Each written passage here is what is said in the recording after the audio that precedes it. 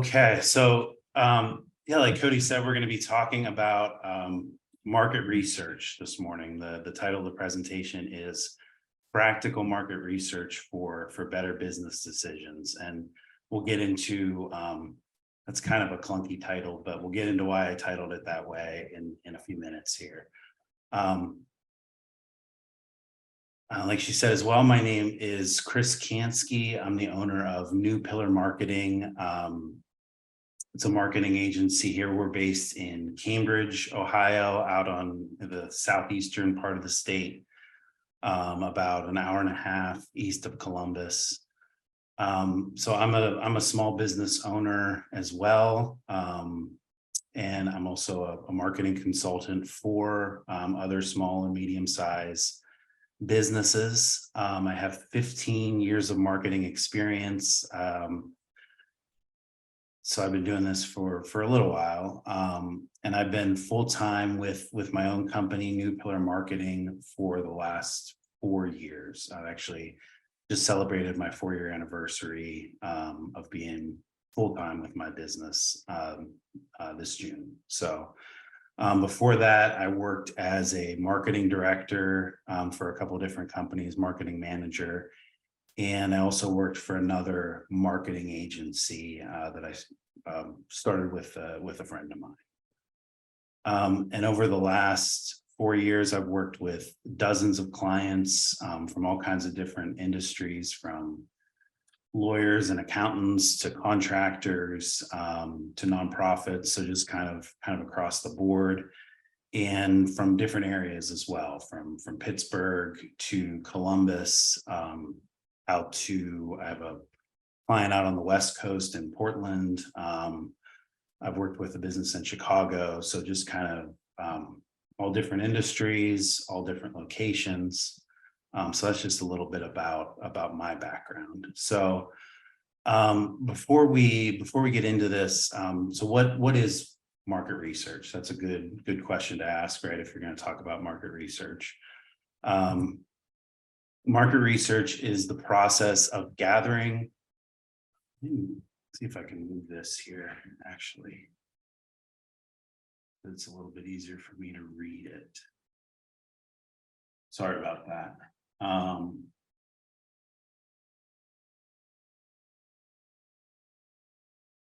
Is everybody still seeing that?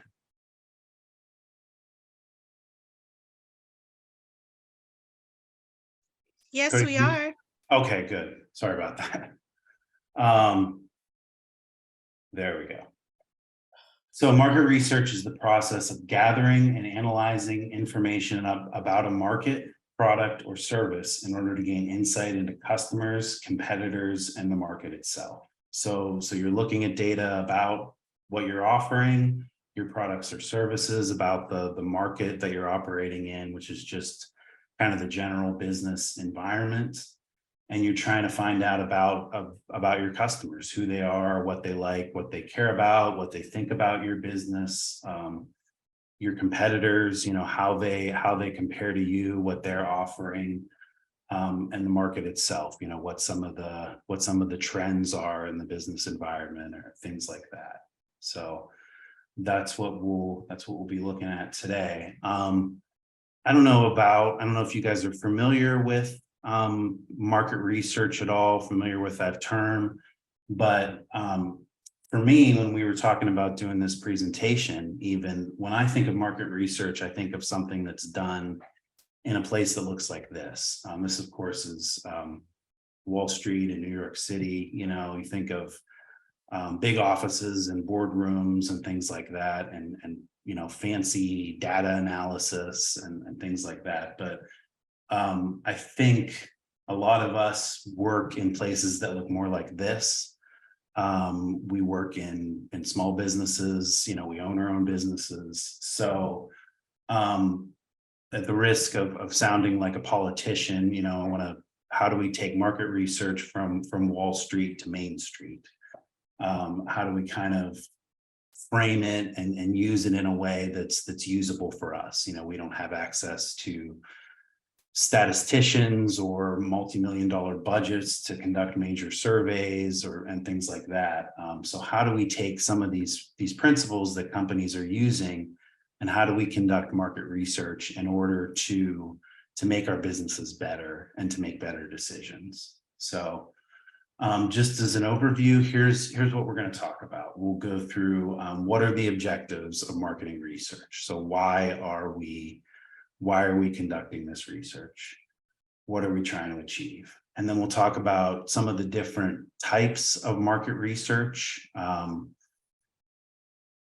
then we'll talk about how do you implement market research in a simple, practical way? Our time is valuable as small business owners. We have a lot of different things on our plate. So how do we implement it in a way that actually makes sense for us? And then how do we interpret that information? So we conduct this research, we do this survey, or we find this study that's related to our business. How do we actually interpret that, gain insight from it, and then turn that into something that's actionable, something that we can use to change our business and to make it better? So we'll get right into it. What are the objectives of marketing research? Why are we doing this? Why are we conducting it? What are we trying to achieve? And these are some really good questions to answer. This is actually from SBA.gov, the Small Business Administration's website. These are questions for small businesses to answer as you're starting out. So first of all, what does demand look like? Is the product or service that you're going to be offering, is it something that people need, that people want, that they're willing to give up some of their resources, their money, in order to get what you have?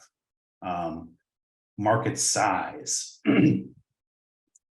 How many people are actually interested in your offering? I'm sure you've heard it's good to have a niche product a lot of the time, something that appeals to a specific demographic, makes it easier to market. But is the market size there to actually support the business within your community, your town? Or if it's an online business, is there a market there for it? And then you want to look at, economic indicators. What are those numbers look like for the people that you're going to be selling to? Do they have an income range or an employment rate to be able to, and this is, of course, more relevant to certain types of businesses than others, but do they have the income to afford to buy your product?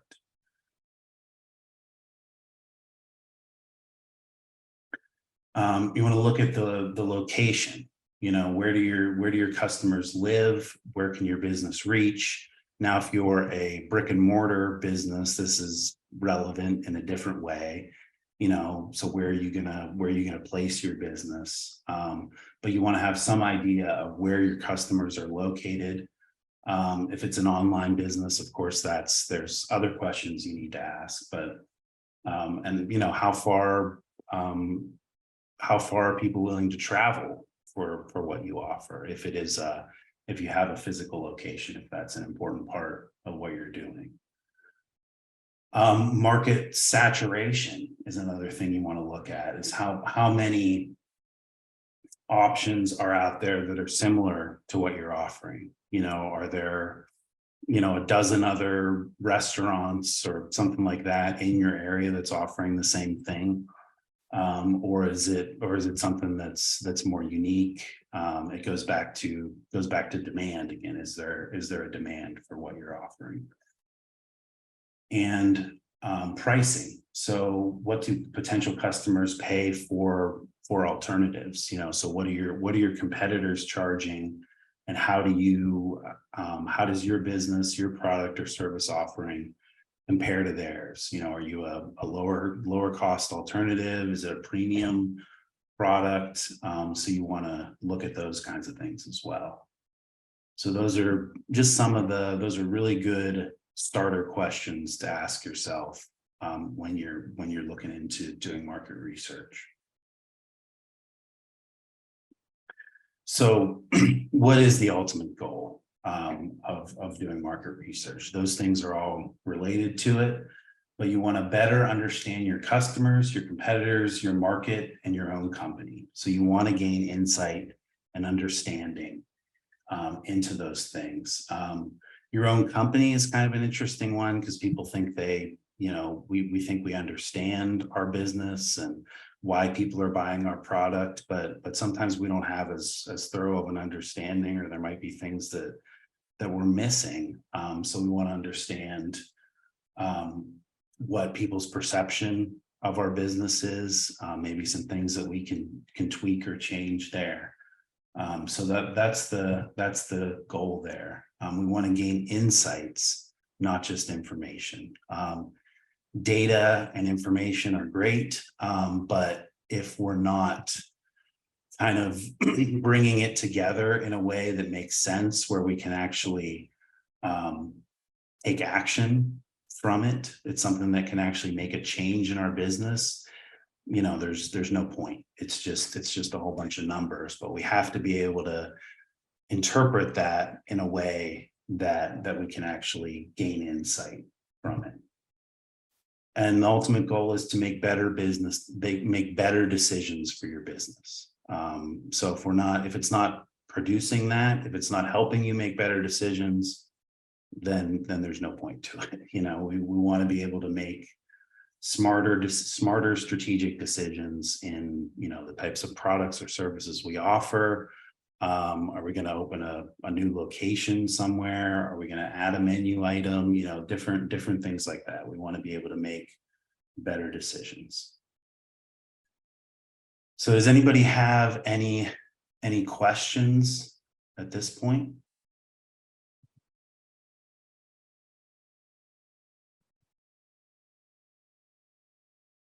And like we said, you can put those in the chat. You can go ahead and unmute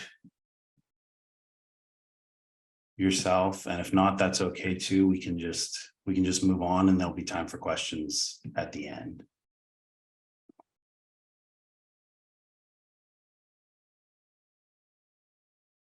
Cody, for some reason I'm not seeing the chat. Are there any questions there? There's not. Okay, that's fine. Okay, so we'll move on. The basic types of market research. So what does this actually look like? What are some of the options for ways that you can do market research? So before we get into that, just some key terminology, some things that are good to understand as you're talking about market research. So the first one is qualitative versus quantitative. And all that means is, you think about quality versus quantity. Quantitative is more, kind of general ideas, general principles, where quantitative is numbers. It's hard data. So there's qualitative research, and there's quantitative research. Primary versus secondary. And all this means is primary is research that you're conducting yourself, that you are actually producing, and secondary research is looking at research that's already been done, whether that's by another business, journalists, the government, different organizations, and you're making use of that data that's already been uncovered. Okay. Another important term when we're talking about market research is bias. And what bias is in this case is it's an error introduced by selecting or encouraging one outcome or answer over another. And a lot of times most of the time that's unintentional, where we're unintentionally pushing one answer, or the way that if it's a survey, the way that the question is written is leading, something like that. And bias can be it can be introduced in a lot of different ways. It's a big topic that we really don't have time to get into too much, but it's something to consider as you're doing research. Am I kind of leading people in to try to get the answer that I want to get, or am I being unbiased and allowing the data to speak for itself?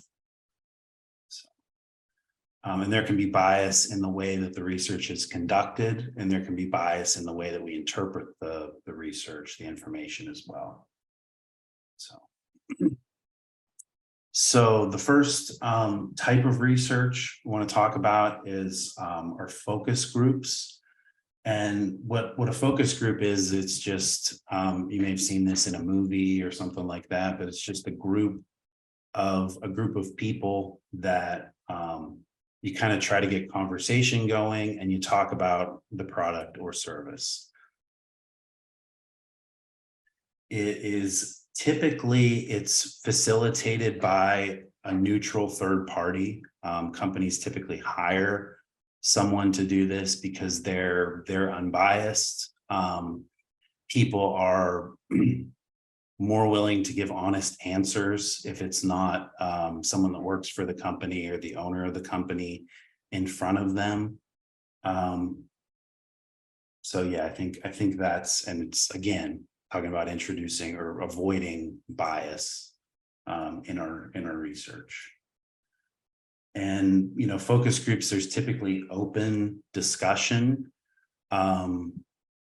where they'll ask a general question, and then based on people's answers, they can follow different lines of thought and things like that to try to gain insight into the product or service. And you're kind of allowing the group to lead the discussion and asking follow-up questions and things like that. Like I said, it's good for uncovering unknown information, or maybe questions that you should be answering that you didn't even know were an issue. Yeah, it can really, there are lots of stories of companies, not understanding why a product's not working, and they run a focus group and something's uncovered that they hadn't even thought of. So it can be good for that kind of thing.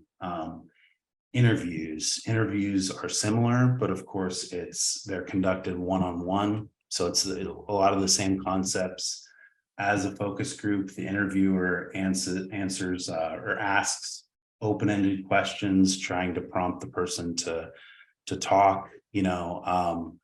These, when you're talking about focus groups and an interview, they're really good for open-ended questions, and that's that qualitative type research.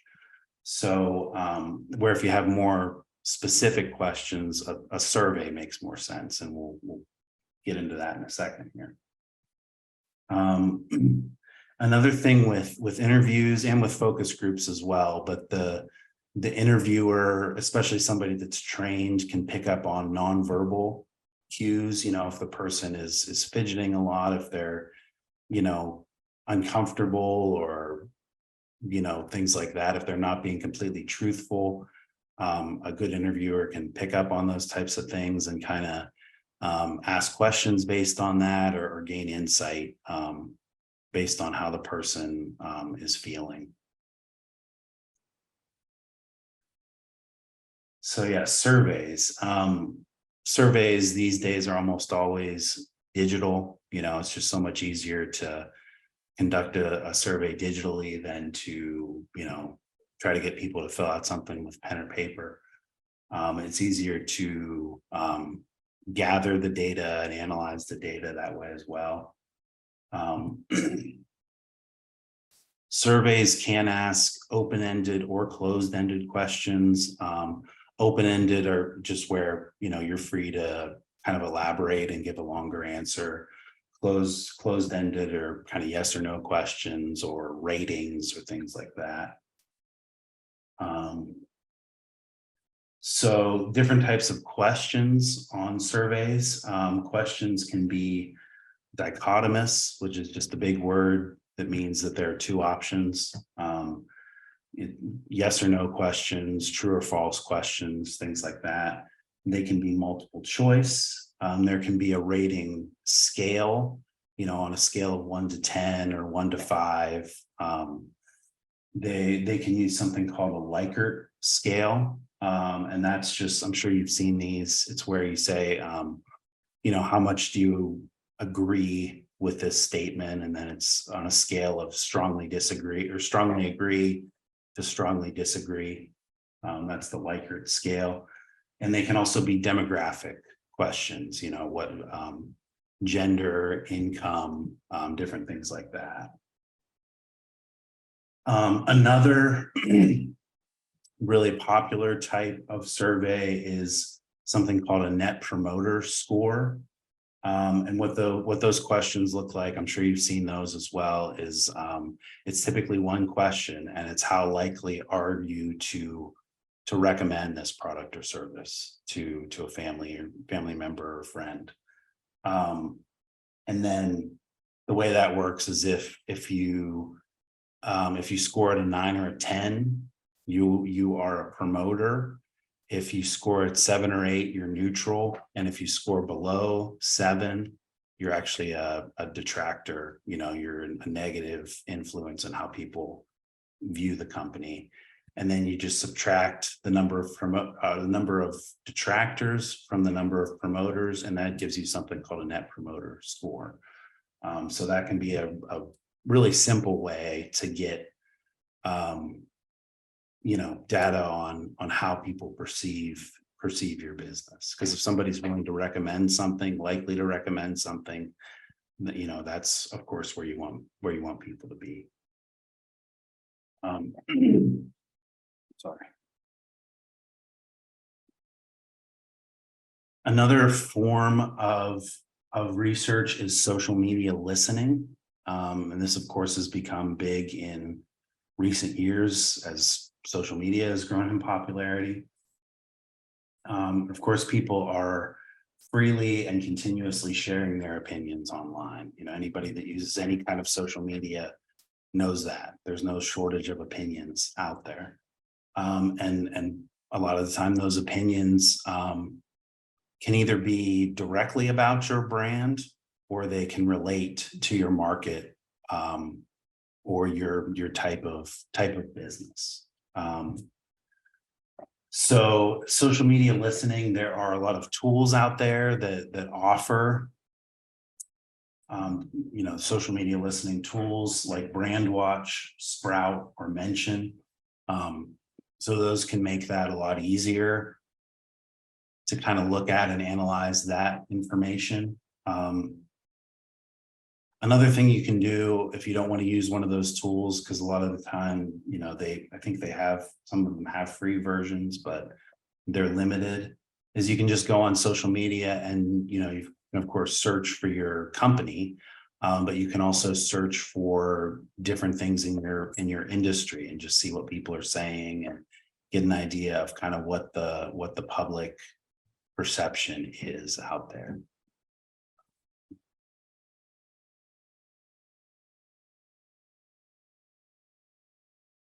Okay.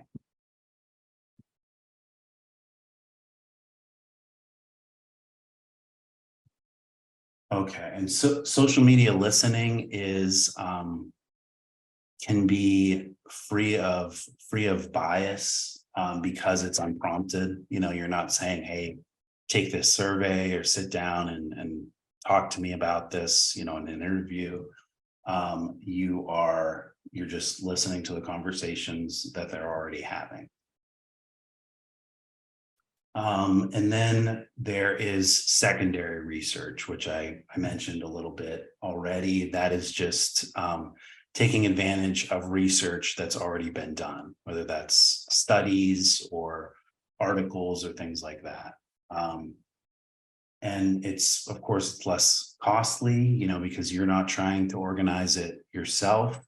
You're taking advantage of something that's already out there. The internet makes this a lot easier. Secondary research is often called desktop research because that's where you're most likely going to be doing it.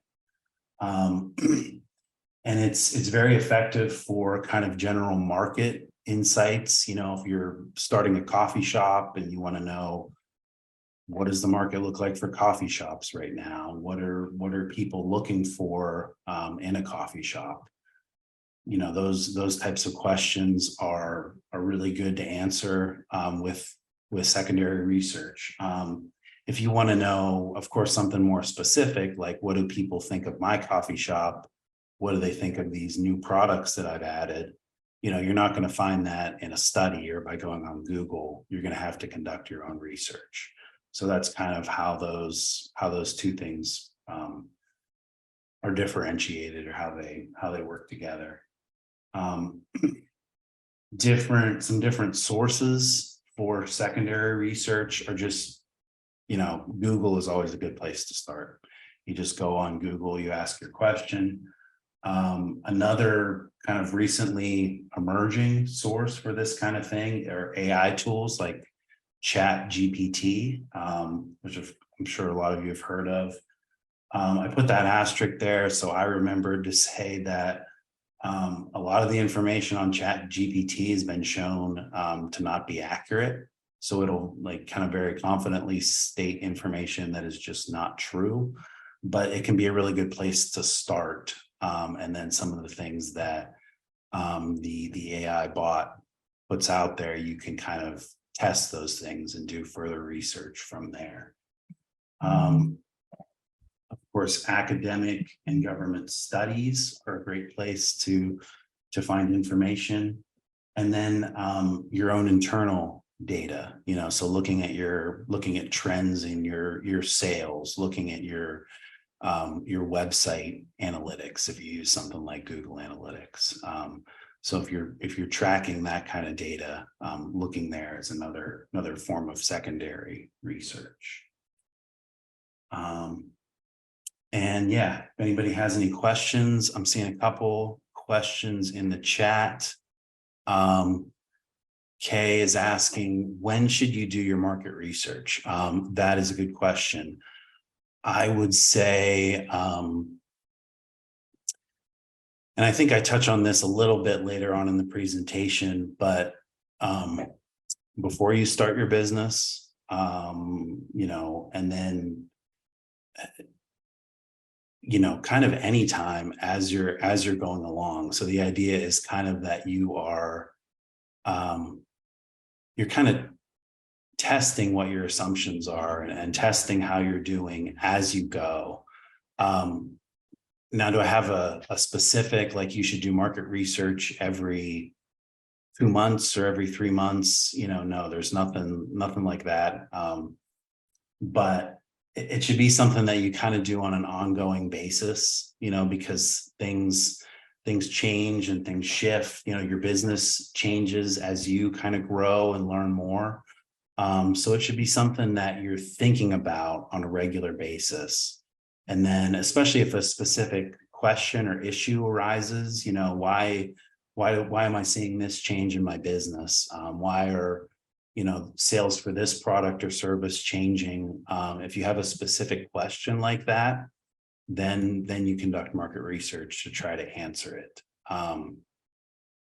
So yeah, and then focus groups. So focus groups that is something that you would put together yourself. That's a form of primary research. I'm trying to think if you may find, papers or things that have used other focus groups where their research is written down or is used in an article or something like that. But generally, when we're talking about, so if you're doing primary research, where do you start? That's a good question. And I think it depends on what question you're trying to answer, so go back to those questions that we talked about in the beginning. that the SBA is asking, and figure out what question is it, what's the most burning question, what are you trying to answer, and then go from there. If it's something very specific, or more specific, then a survey might be a good place to start. If it's something more general and you're not really sure what questions to ask, you can look at doing some kind of interview, or maybe sitting down with a few people and doing a focus group. So yeah, of course, these are, like I said, these are normally things, or a lot of the time, that are done by corporations, businesses with lots of resources. So I think what we can do as small businesses is kind of do our own version of that, and like I said, an interview or a focus group is usually conducted by a third party, a neutral third party. Sometimes that's just not possible for small businesses. So if you could sit down with a customer, or a group of customers or potential customers, and kind of talk to them about your product, you're doing research right there. You're doing primary research. Surveys, you can put that out on social media, through email, things like that. You can offer maybe a gift card, be entered to win a gift card, or something along those lines, to get people to answer the survey. So there are a lot of different ways that you can get started, but I think if you know what question you're trying to answer, that's a good starting point. And I think I do address some of those issues, in the next section. So what can you do if there aren't any businesses in your area that are similar to what you want to do? Would a focus group be your best bet to gauge interest? Yeah, I think a focus group could definitely be a good way to gauge interest. Another thing you can do is look at areas that are demographically similar to yours, have maybe the same number of people, same income level, and look at, are there businesses that are doing this successfully within that area? Yeah, or just, it can be a very loose kind of focus group or interview process, and know that you are going to get bias in that, because people,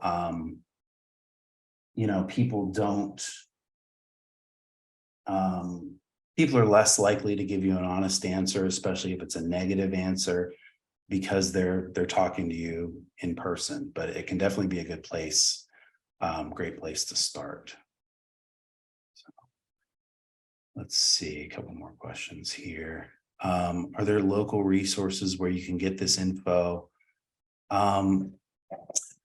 Yeah, I mean, I think those can definitely be good places to start. I guess it depends what type of information you're looking for. I typically think digital first. I typically think online first, because that's just kind of the world that I live in. But yeah, I would say your chamber of commerce, or your library could be good places to start. It doesn't hurt to look, definitely. So let's see. Arlington Library. Okay, that's great. That's great to know. Yeah, I didn't, that definitely makes sense that libraries would offer that. So that's a great resource. Okay. Yeah. Okay. Any other questions before we move on to the next section here? All right.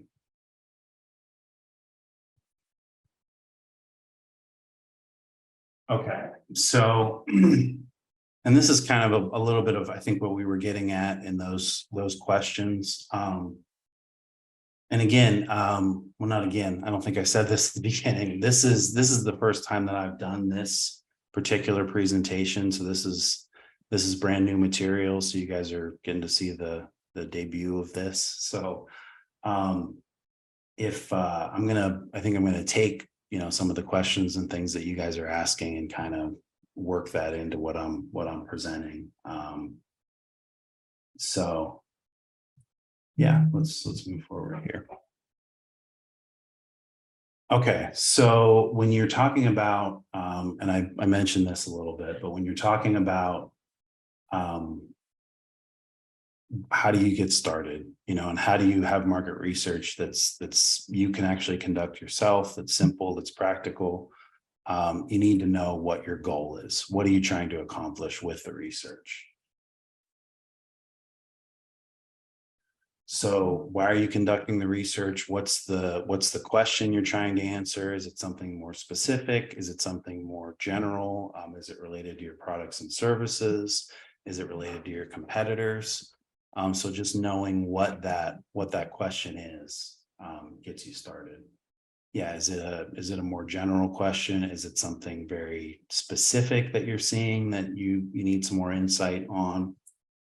And then, of course, choosing the methods that suit that question.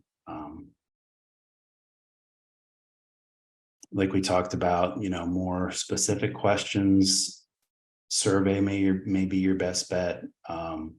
More general questions, and I'll get into this a little bit later too. But I think it's always good to start with secondary sources with research that's already been conducted, because it's less expensive, and it's already there. And then if you have questions that can't be answered that way, then you look at conducting your own research. And something like,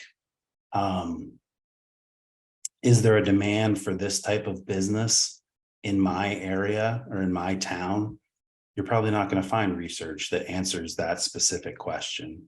So that's where you might need to conduct your own research. Yeah, and this is what I just alluded to, but start simple. The simplest solution is often the best solution.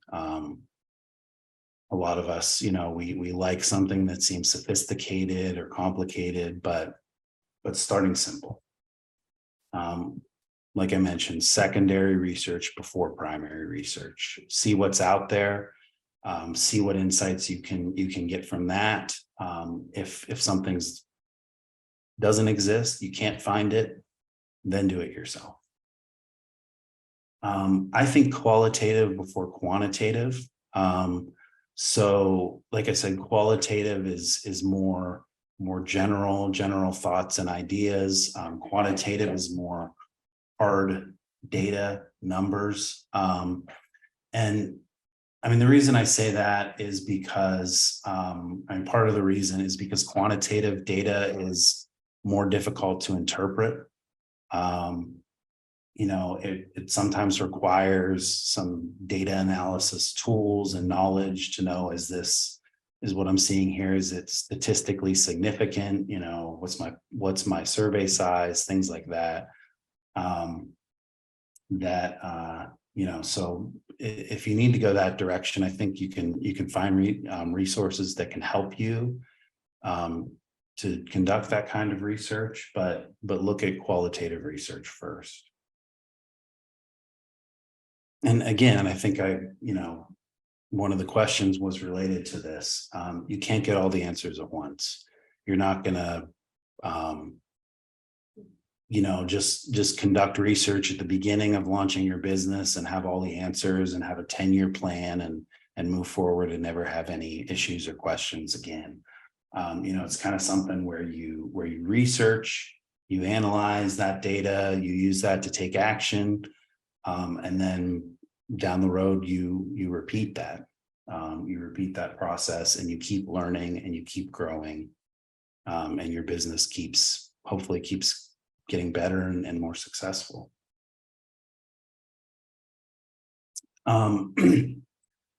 You want to make sure that you take advantage of the tools that are out there, the tools that are available to you. And And these are just a few of them. There are tons of tools out there. Some that are more applicable to small businesses than others. Some are more, they lean towards the large business corporate level. So these are just a few good tools to get you started, and you can do your own research there. But Google Trends is a really good tool. What that does is it basically just tells you how many people have been searching for something over time. How often does a particular word appear, and is it kind of trending up? Is it trending down? So you can look at, is interest growing for what you're offering? Or is it on the decline? And you can gain some really good insights through that tool. I've used that a lot. Google Analytics. And this is something that you can set up with your website if you have a website, and you can analyze, which pages are people looking at, how long are they looking at them. Those are all forms of market research that you can do. There's a tool called Statista, and it's a portal for marketing and research data. So it's a tool for finding secondary sources of market research. You can use survey tools like Google Forms or SurveyMonkey, and those are just tools that allow you to create a survey, a digital survey, and then it gives you a link, and you can put that link out there to your followers online or people that you want to gain insight from. There's a tool called Make My Persona. I don't know if you guys are familiar with the concept of a buyer persona at all, but it's a made up person, but that kind of represents your target market or different segments of your target market. The person has a name, they have likes and interests and things like that. And this tool kind of helps you develop those personas. And it also, kind of just going through that process of using this tool can help you think, well, I don't have a good grasp on that. I don't know, I don't really know what my target market is interested in or what their income level, and it can give you some ideas for maybe areas that you could research a little bit more that could help you. Okay, any other questions? Go back to the chat here.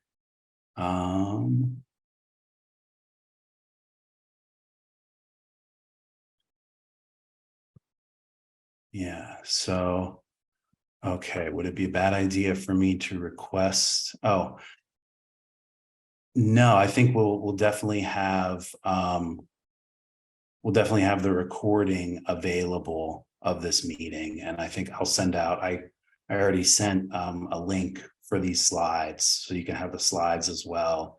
And then I'm pretty sure the recording of the meeting will be available as well. So, it will be. I'll send that in the follow-up. Okay. Oh, I'm sorry. Then that was a direct message to me if you weren't seeing that question, but yeah, the recording will be available. So, okay. Any other questions? And like I said, feel free to, if you want to, unmute your mic and ask a question as well.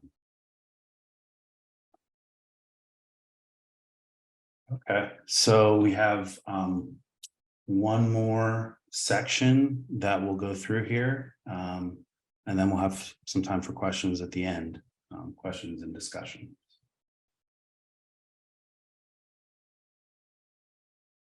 So the last section is how do you interpret that information? So now you have the data, you've run your survey, you've run your focus group, you've taken notes, what do you do with that? What do you do with that information, and how do you use it to actually take action in your business? And the first step in that is to centralize the data, to bring it all together in one place. and then of course to review it, to read over it. So you want to put everything in one. It could be a Word document, a Google Doc, or if you're using a project, some sort of project management software. I just started using something called Notion, and it has projects, and you can kind of put images and text and everything all in one place. So centralizing it is really important, so you can kind of see everything that all the information that you've collected. I think it's really important to kind of step back from the data and kind of take a break, even if that's only for, a day or two, to kind of, get some perspective from it, give yourself a break from it, and you can kind of come back to it with fresh eyes after that time. And then you want to kind of review everything thoroughly, read through it with an open mind. So it could be that insights jump out to you right away as soon as you start to get the data. You start to see some patterns, but you could need to, like I said, step back from it and then come back to it and really kind of go through the data. And this is where we try to not read your own biases into the data. You don't want to make it say what you want it to say. You want to read what the data really says from it. So kind of have an open mind and go through it thoroughly. And then another good idea is to ask others to review the information. So if you have other people that are part of your business, if you have a mentor or a partner, or just somebody that you trust that has experience, or even if they don't, ask them to look at the information and, hey, is anything jumping out to you here? Are you seeing anything that I should think more about? Another really important thing that you want to do is visualize the data. Because graphs and pictures and things like that are a lot easier to interpret than just kind of a sea of numbers and percentages and things like that. So use graphs and things of that nature to kind of make it jump out, and maybe you'll see some things that way that you weren't seeing otherwise. And kind of experiment with different ways to visualize the data, maybe a pie chart or a bar chart or a line chart, or some just different types of ways to look at the information. And there are tools like Google Charts, Tableau, and even it's kind of old school at this point, but Microsoft Excel. You can create charts in all those different tools that will allow you to visualize the information. Just a few other tips here. And I kind of touched on this, but be aware of your own biases. Of course, we want our business to be successful. We've invested, blood, sweat, and tears and money into our business. So kind of be aware of, sometimes it's easy to want to see things in a positive light, but we want to interpret the data for what it's actually telling us. Like I said, not what we want it to say. If you really want, if you want to add a certain product or a new product to your business, you might be biased towards saying, oh yeah, people really want this, but does the information you're gathering actually say that? If it's qualitative research in particular, look for kind of repeated words or phrases or ideas, like how people kept mentioning this. People kept mentioning, that when they come to my restaurant or my coffee shop, they really feel like their family, or they really feel welcomed. Maybe that's something that you that becomes an important part of your brand. you know. You want to kind of look for those things that are repeated, you know. Again, you're looking for patterns, you know. If it's quantitative data, you know, you're looking for patterns again, you know. There's a spike in my sales whenever I do this, you know. The end of every week, you know, this tends to happen. You're looking for patterns in the information. Another thing is you're looking for things that are maybe unexpected, you know. So if you're looking at the information, you're saying, oh, that's not what I expected, that's strange, you know. That can be a place that can really, you know, you can gain some valuable insight from it, because obviously it's different from what you expected. It's different from the way that you're thinking about your business or your customer base. So it kind of stands out that way. So look for things that are unexpected. And then probably the most important thing is, like I mentioned at the beginning, is to take action, you know. Figure out what the data, what the information is telling you, get those insights, you know, kind of bring everything together, and then figure out how can I make a change in my business? What are the actual changes that I can make to make things better? You know, because information for information's sake is kind of pointless. You know, the idea is to make better business decisions, to, you know, become more knowledgeable as a business owner about your market or your customers or your competitors, and then use that information to grow and to change and to get better. So make sure your research is producing action. So